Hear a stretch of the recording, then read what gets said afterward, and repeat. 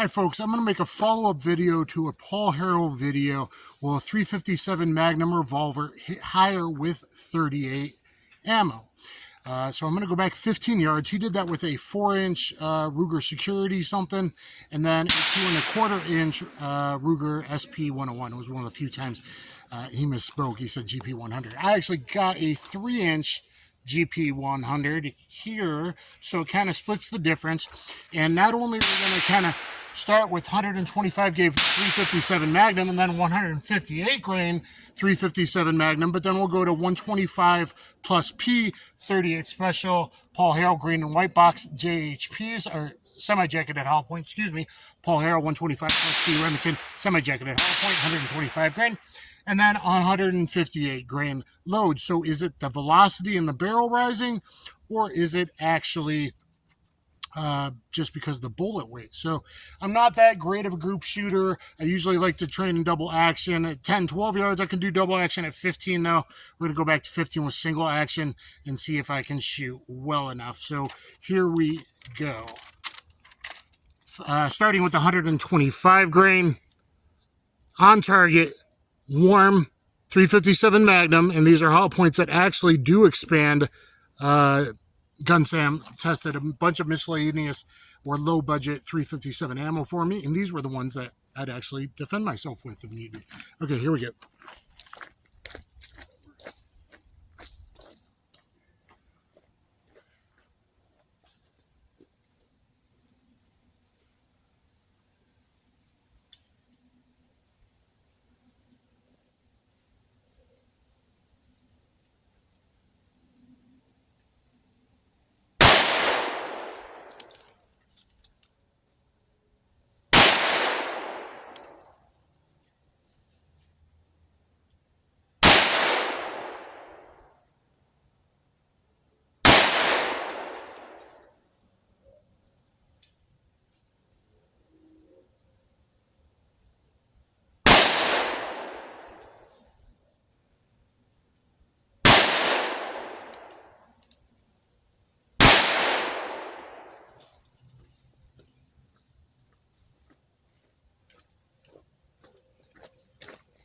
So getting a little fatigued there in my arms, and obviously I'm not as good a shot as Paul Harrell, shooting 6 rounds and 5 rounds like he was doing. I have a 7-shooter, so I figure if I take the best 5 out of 7, my skill level being way less than his, that might give you a good idea. So as my control group, I got 3 right there. So if we count these as 2 low ones as my flyers, I'm pretty on with warm and even hot carry ammo, 357 Magnum at 10 yards. This was sighted in, but here we are at 15, and that shows it still doing a good job. Next up will be really pud loaded, it turns out. Gun Sam tested it, 158 grain XTP 357 Magnum. All right, so again with the warm 125s, we see this is 3 holes right there touching, covered in the red paste. These 1, 2, 3, 4, 5 all touching there, and 6, 7 I drop low, and yes, that's really annoying, and yes, that is my skill level. I'm pretty good at 10, 12 yards, 15 yards with a revolver. It's not my killing all the time, but if we go with the best 5, we'll get a good idea. Now we're going to Freedom Munitions 158 grain XTPs. That Gun Sam tested some of those, and they were pretty slow, but let's see if I hit higher with Magnums before we compare to 38. So knowing the bullet weights in both really is going to matter. All right, 15 yards.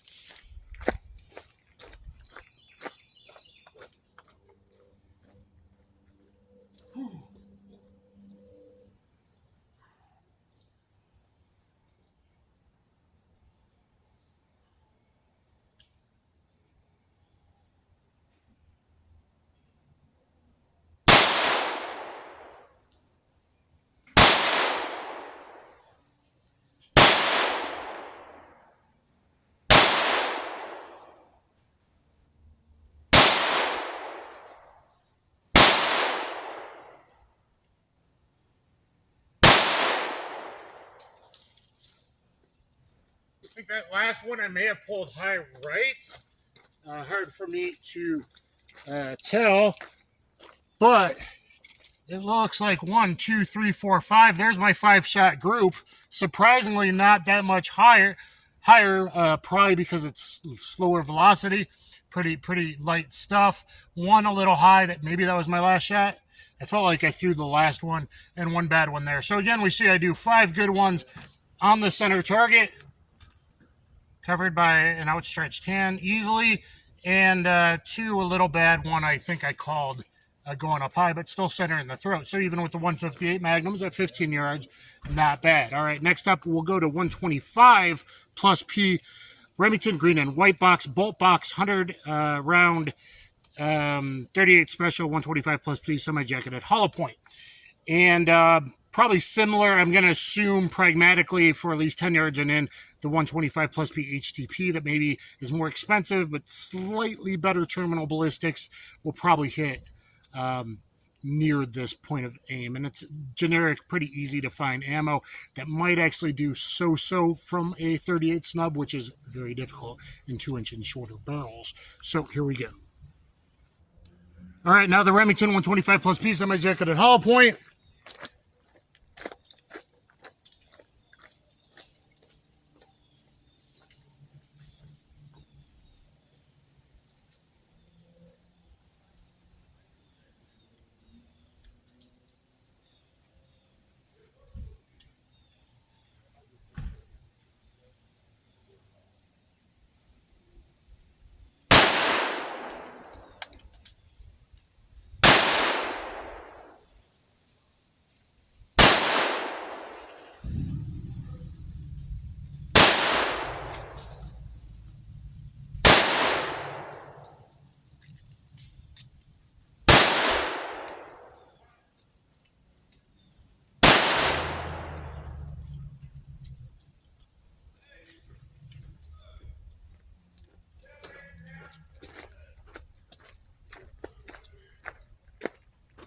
Well, looks like if it's not, people say 38 hits higher, that's probably the higher grain causing the slower velocity, maybe the bullet to rise, whatever, the barrel to rise before it actually exits the barrel in microseconds.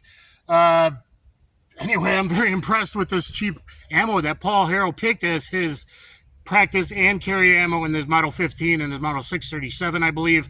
And I believe for his Model 638, the one he actually carries more often, I believe, Paul, let me know, he switched to the 110 plus P critical defense, which I'm going to do, if I don't run out of time, some 38 ammo, 110 and 158s to see where they hit in 2 different 38s. I have another 357 we could do this in, but I'm pretty amazed at 1, 2, 3, 4, 5 in the 8 or better ring.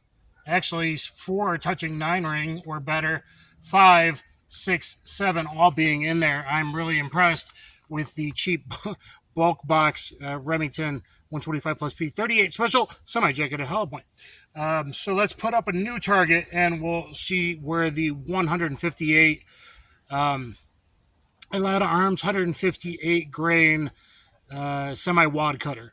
So a typical old school type of load. Let's see where that hits. Maybe the 3-inch is a good balance, not only for amazing ballistics that I've talked about many times in my videos, but maybe the 3-inch, or at least this Ruger fast shooting 3-inch, because Ruger barrels shoot fast, maybe it's the way to go. Let's see.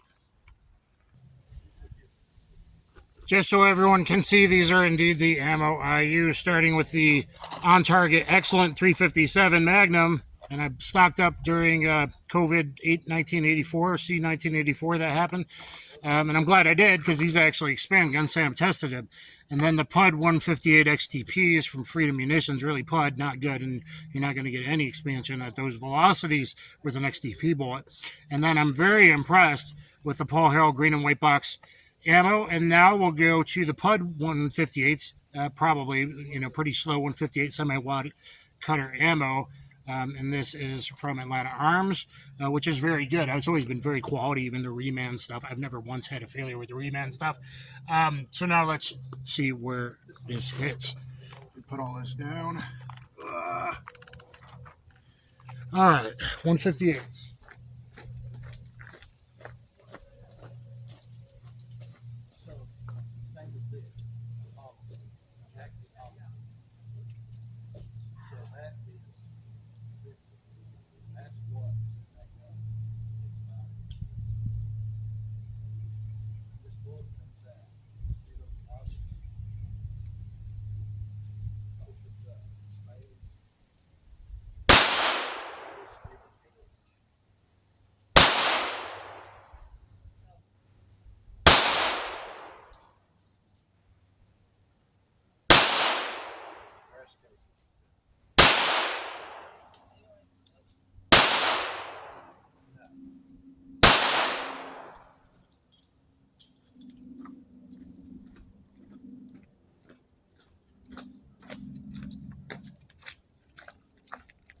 Well, I've got to say, these are pretty interesting results, because 6 out of the 7 with the 158s are pretty much point of aim, point of impact. I'm holding 6 o'clock right there at the bottom of the red with the fiber optic kind of coming into it here. And so really good point of aim, point of impact.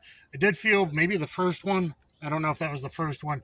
But 6 out of 7 there. Obviously, maybe my shooting got a little bit better as I got along. That's why we were taking the best 5 out of 7. But I would say interesting results, at least with this 3-inch Ruger. And hypothetically, I wonder if 3 inches is not only the sweet spot, as I said, for good velocity carry size 3-inch 357 or 38 special like the Defenders. 3-inch gives you so much better hollow point expansion in 357 or especially 38, which is so difficult to find something that actually expands from a snub. That, you know, the point of impact, at least with this revolver, I would say 38s do not hit higher. So this kind of backs up Paul Harrell saying, well, it depends on the revolver, but maybe that hearsay isn't as true as we've all kind of been led to believe with 6 out of 7 here. I mean, it's not spicy stuff. It's reloads. It's 158 semi-wad cutter. I mean, good quality ammo even for remans, in my opinion. I have no relationship with them or know them at all. But 6 out of 7 there, and that's probably me pulling it. If you take the best 5, that is not bad. So both of our 38 ammos actually hit more on target, 6 out of 7 and 7 out of 7, versus the 357s that were 5 out of 7.